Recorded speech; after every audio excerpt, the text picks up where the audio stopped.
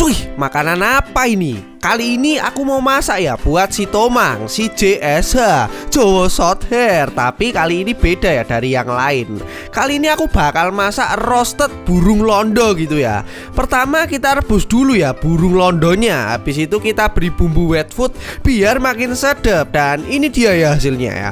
Dari tampilan aja sih udah kayak sticknya Salt Bae ya. Langsung aja ya kita tes ke si Tomang. Dan ternyata cuy, buat yang pengen lihat video lengkapnya langsung aja ya ke channel YouTube-nya Kucing Cemara atau klik link di deskripsi atau kolom komentar.